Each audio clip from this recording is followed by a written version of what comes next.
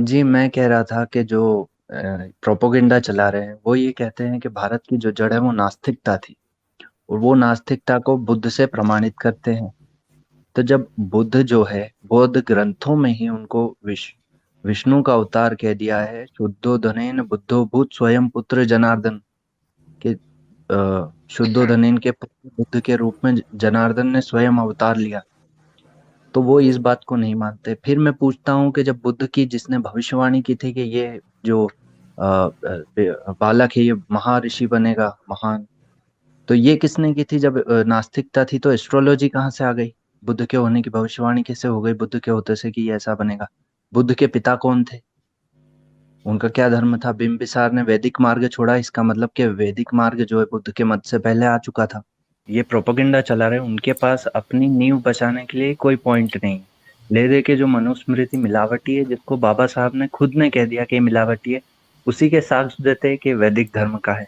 मैं ये कहना चाह रहा था कि आज ही जो मेरी मुलाकात जो है कुछ नास्तिकों से भी हुई, तो बड़ा ही मजा आया उनसे मिलके। तो मैंने उनको कहा कि ये धर्मशाला मत बनाइए ना, भगवान का मंदिर है, ये क्या करते हैं? तो बोले कि हम तो जो है भगवान को नहीं मानते। तो मैंने कहा कि क्यों नहीं मानते, कोई कारण तो होगा। बोले बच्चे हो क्या, तुम बन जाओ। तो मैंने कहा नहीं नहीं, बताइए बताइए। तो बोले कि अच्छा दिखा दो भगवान को, जो दिखता नहीं उसको क्यों माने। तो मैंने उनको ये कहा कि अच्छा, आपका अगर हाथ किसी गर्म या ठंडी चीज पे पड़ जाए तो आपको गर्म या ठंडा महसूस होता है? तो बोले कि स्वाभाविक बात है, ये कैसे सवाल पूछ रहे हो।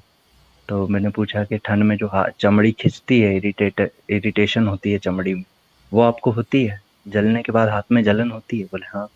तो वो दिखा दो आप मेरे को, मैं कैसे मान लूँ कि आपको जलन हो रही है या आपको जो है चमड़ी का खिंचाव हो रहा है, मैं कैसे मान लूँ? तो बोले कि कैसे बेवकूफ हो, अरे मेरी जो जलन है चमड़ी की वो मुझे ही पता चलेगी ना, तुम्हें तो नहीं पता चलेगी।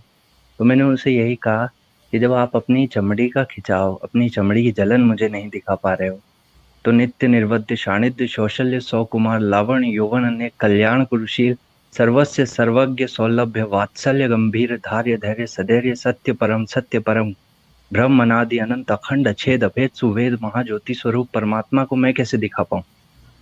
बहुत बढ़िया। तो मैंने बहुत बहुत बढ़िया।